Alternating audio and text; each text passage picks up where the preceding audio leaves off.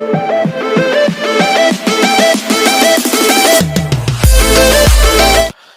हिंद, जय जोहार।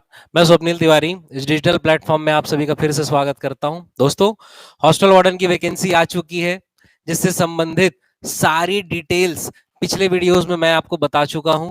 अगर आपने अभी तक फॉर्म नहीं भरा है तो जल्द से जल्द फॉर्म भर लीजिए। सेंटर फुल होते जा रहे हैं।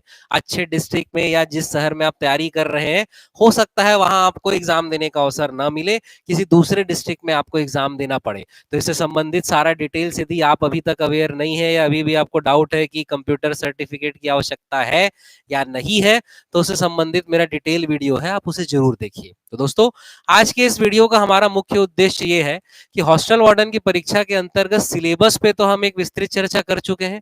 सिलेबस का मुख्य पोर्शन जो है वो कंप्यूटर है। कंप्यूटर इसके अंतर्गत 30 नंबर का है, जिसमें 15 अंक पाना अनिवार्य है। इस पे हम एक विस्तृत चर्चा कर चुके हैं। आज के हमारे इस वीडियो का मुख्य उद्देश्य यह है कि कंप्यूटर के बाद जो अगला बड़ा सेक्शन है वो है गणित, मैथ्स। मैथ्स के 25 अंकों के 25 प्रश्न आने हैं और आपको इसमें ज्यादा से ज्यादा स्कोर करना है। तो आज हम इस विषय पर चर्चा करने वाले हैं कि गणित के 25 में अधिकतम अंक हम कैसे स्कोर कर सकते हैं। जी हाँ, गणित एक ऐसा विषय है कि 25 में 25 स्कोर किया जा सकता है, लेकिन वास्तविकता को यदि हम देखें तो कुछ प्रश्न जो है व्यापम के द्वारा कभी कभार गलत दे दिए जाते हैं, जिसके कारण वो हट जाएंगे, तो 25 में 25 तो आना नहीं है। या कुछ में कभी कभार एरर हम ही से हो जाता है, एक आध गलती हो जाती है। लेकिन हाँ, गणित एक ऐसा विषय है जिसमें मैक्सिमम अधिकतम अंक जो है अर्जित किया जा सकता है। हमारा टारगेट रहेगा कि 25 के 25 प्रश्न हम कैसे अर्जित करें। तो इससे संबंधित हमारी स्ट्रेटेजी क्या होनी चाहिए, सिलेबस को हमें कैसे फोकस करना चाहिए, इस पे एक हम डिटेल एनालिसिस आज की इस वीडियो में करेंगे। इसके साथ ही गणित के जितने भी अच्छे और इंपॉर्टेंट महत्वपूर्ण प्रश्न हमारे लिए हो सकते हैं सभी टॉपिक के, इससे संबंधित एक वीडियो सीरीज में जल्द ही आपके लिए पब्लिश करूंगा, जो आपके व्यापम की सभी परीक्षाओं के लिए काफी महत्वपूर्ण सिद्ध होगी। तो चलिए आज हम चर्चा करते हैं। तो देखिए, हॉस्टल वार्डन की परीक्षा के अंतर्गत जो सिलेबस है, सिलेबस में गणित का जो सिलेबस है उसे मैं आपको बता दूं, जिसके अंतर्गत 4 यूनिट है, 4 इकाई दी गई है।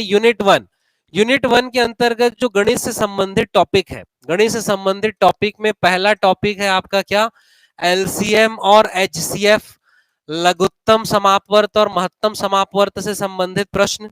एलसीएम और एचसीएफ की हम बात करें तो एलसीएम और एचसीएफ की डिटेल वैरायटी को समझने के लिए, सीखने के लिए हमें अधिक से अधिक 5 से 7 कक्षाओं की आवश्यकता होती है। देखिए, एक पॉइंट आप ये भी समझिए कि कंप्यूटर का सिलेबस अधिकतम 35 क्लास में पूरा कवर किया जा सकता है और अधिकतम अंक स्कोर किए जा सकते हैं, लेकिन गणित के प्रश्नों में वैरायटी का कोई अंत नहीं है।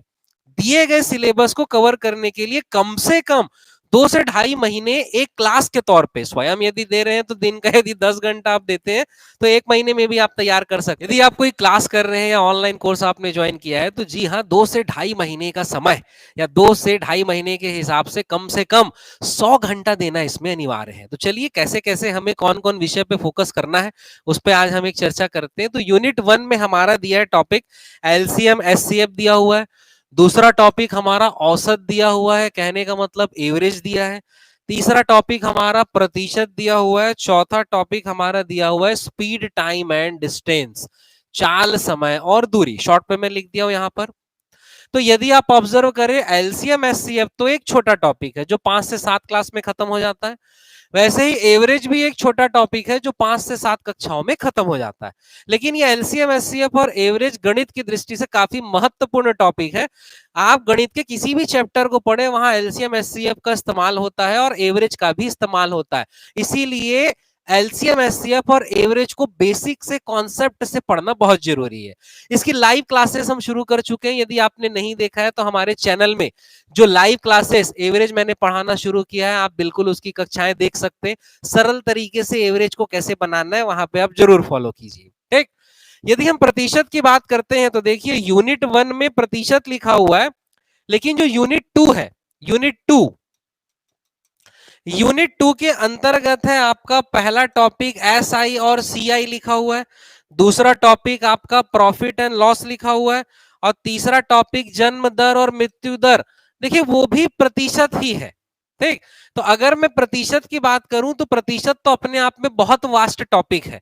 तो प्रतिशत कहने का मतलब लगभग 10 से 12 क्लास स्वयं मैं प्रतिशत की लेता हूं, जिसके अंतर्गत बहुत सारी वैरायटी हम कवर करते हैं।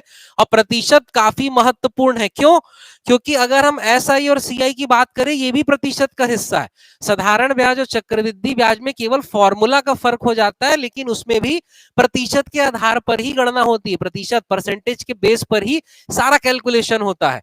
प्रॉफिट एंड लॉस, लाभ हानि, छूट, डिस्काउंट या बट्टे की हम बात करें तो ये भी प्रतिशत पर ही आधारित क्वेश्चन है कि भाई अगर हम 10% किसी संख्या को बढ़ाते हैं तो हम वहां 110/100 का गुणा करते हैं, और यदि हम 10% लाभ पर बेचते हैं तो सेलिंग प्राइस निकालने के लिए भी 110/100 का गुणा करते हैं। तो वहां 10% बढ़ाना बोल दिया जाता है और लाभ हानि में उसे ही 10% लाभ बोल दिया जाता है।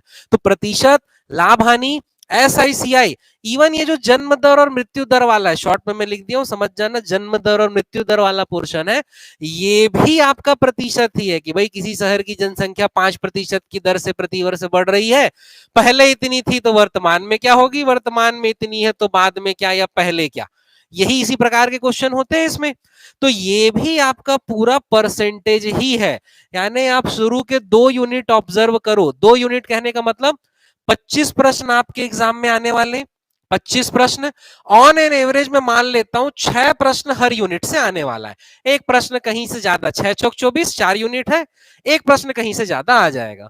तो 6 प्रश्न आपके इस टॉपिक से आएंगे, 6 प्रश्न आपके इस टॉपिक से आएंगे।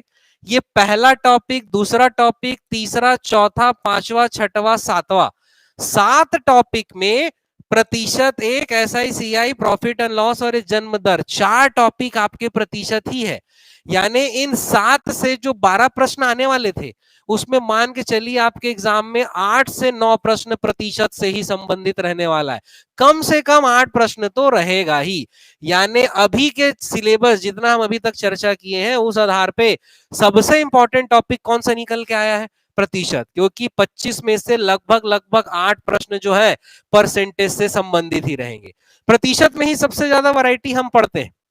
बाकी जन्म दर, मृत्यु दर ये 1 से 2 क्लास का टॉपिक होता है, प्रतिशत का ही पूरा इसमें खेल होता है।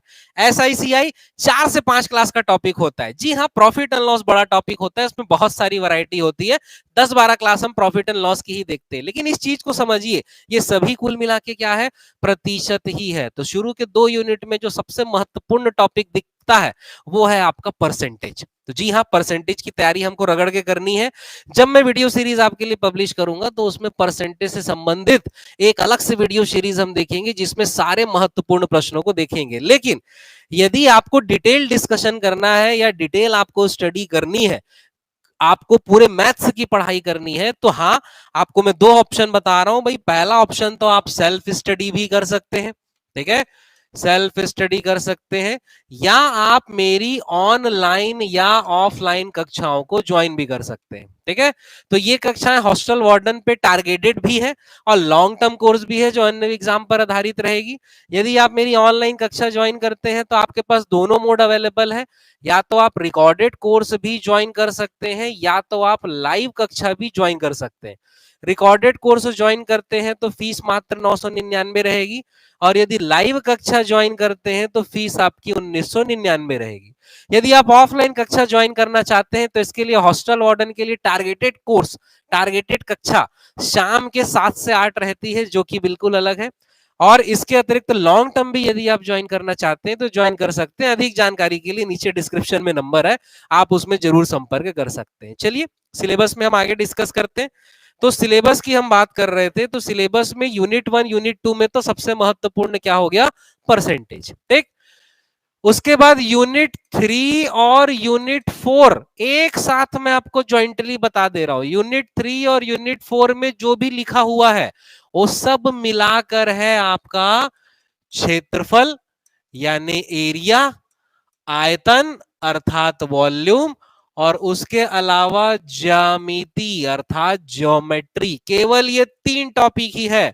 आपके वृत्त, त्रिभुज, आयत, वर्ग, घन, घनाभ, बेलन, शंकु से संबंधित जो प्रश्न होते हैं, विभिन्न प्रकार के कोण और भुजाओं से संबंधित जो प्रश्न होते हैं, वही सब क्या है आपका क्षेत्रफल, आयतन और ज्यामिति। मात्र 3 टॉपिक है और पूरा 2 यूनिट इससे भरा हुआ है। ठीक, 2 यूनिट में आपको पढ़ के बता देता हूं। यूनिट 3 क्या कहता है? रेखा तथा कोण, रेखा खंड, सरल रेखा, वक्र रेखा है, कोणों के प्रकार, समतल आकृतियां, त्रिभुज, चतुर्भुज, वृत्त। यूनिट 4 हमें क्या कह रहा है? यूनिट 4 हमें ये कह रहा है कि समतल आकृतियों का क्षेत्रफल, त्रिभुज, आयत, समांतर चतुर्भुज एवं समलंब चतुर्भुज, कोस की मांगे, लंबाई, चौड़ाई, ऊंचाई, क्षेत्रफल, आयतन, घन एवं घनाभ। तो कुल मिला के ये टॉपिक कौन सा है? एरिया, वॉल्यूम और ज्योमेट्री। ये 3 टॉपिक से 2 यूनिट है, यानी ये 3 टॉपिक से ही मिला के आपके एग्जाम में 12 से 13 प्रश्न रहेंगे। और व्यापम की परीक्षाओं के ये फेवरेट टॉपिक है। अगर सिलेबस में इन्हें इतना बड़ा पोर्शन ना भी दिया जाए तो भी व्यापम की परीक्षाओं में सबसे ज्यादा प्रश्न जिस क्षेत्र से आते हैं वो यही है, क्षेत्रफल, आयतन और ज्यामिति। तो जब मैं ये वीडियो सीरीज शुरू करूंगा तो जी हाँ, मैं ज्योमेट्री से ही इंपॉर्टेंट क्वेश्चन की एक वीडियो सीरीज आपके लिए शुरू करूंगा, ताकि ये टॉपिक आपका मजबूत हो। और फिर से वही बात, यदि आप इस टॉपिक को डिटेल एनालिसिस करना चाहते हैं, डीप में पढ़ना चाहते हैं, तो आप क्लासेस ज्वाइन कर सकते हैं, जिसका डिटेल मैंने आपको पहले भी बताया है। अधिक जानकारी के लिए आप कॉल करके भी पूछ सकते हैं। तो हॉस्टल वार्डन की परीक्षा की हम बात करें तो गणित के अंतर्गत सबसे महत्वपूर्ण टॉपिक जिसे हम बिल्कुल इग्नोर नहीं कर सकते, जिसे हमें स्ट्रांग रखना है, पहले नंबर पे परसेंटेज आता है और दूसरे नंबर पे ये 3 टॉपिक हमारे आते हैं, क्षेत्रफल, आयतन और ज्यामिति। इसे आप बिल्कुल नहीं छोड़ सकते, काफी महत्वपूर्ण है। तो इसीलिए जब भी आप गणित की तैयारी करें तो देखिए, फिजूल की चीजें ना पढ़ें, पहले तो आप जो सिलेबस में दिया है उसे ही पढ़ें। कुछ के मन में ये आ रहा होगा नंबर सिस्टम से क्वेश्चन पूछ दिया, तो ध्यान रखिए, नंबर सिस्टम सिलेबस में नहीं है, घातांक करनी सिलेबस में नहीं है, वर्ग और घन से संबंधित प्रश्न सिलेबस में नहीं है, कार्य और समय सिलेबस में नहीं है, प्रोबेबिलिटी सिलेबस में नहीं है। तो इन सब प्रश्नों में, इन सब टॉपिक में हमें अपना समय व्यर्थ न करें, पहले जो सिलेबस के अंतर्गत टॉपिक दिया है उसे कवर करें। यदि आपके पास समय बचता है और आपकी दिलचस्पी है तो जी हाँ, पहला टॉपिक जो अगला पढ़ना चाहे अतिरिक्त, वो नंबर सिस्टम आपका हो सकता है, ठीक, लेकिन तब तक आपको नहीं पढ़ना चाहिए। तो इस प्रकार आपको गणित विषय की तैयारी करना चाहिए। तो देखिए, गणित विषय के अंतर्गत जब हम वीडियो सीरीज में आएंगे तो और भी अन्य मुद्दों पर चर्चा करेंगे और बहुत सारे प्रश्नों के साथ हम नई चीजें सीखेंगे। तो आज की वीडियो में इतना ही रखता हूं। अधिक जानकारी के लिए आप दिए गए नंबर पे संपर्क कर सकते हैं और किसी भी प्रकार के डाउट होने पर नीचे मेरा नंबर दिया हुआ है, उस पर भी आप मुझसे पूछ सकते हैं। इसके अलावा मैथ्स से संबंधित बहुत सारे वीडियोस मैंने पब्लिश किए हैं, आप उसे भी देखिए। आपको किसी अन्य प्रश्न जो मैं नहीं बताया हूं या जो मैंने नहीं डील किया उसमें भी डाउट होता है तो आप पर्सनली मुझे व्हाट्सएप करके भी पूछ सकते हैं। किसी भी प्रकार के डाउट के लिए मैं हमेशा आपके लिए उपलब्ध हूं। तो चलिए, आज के लिए इतना ही रखते हैं, मिलते हैं अगले वीडियो में। Thank you.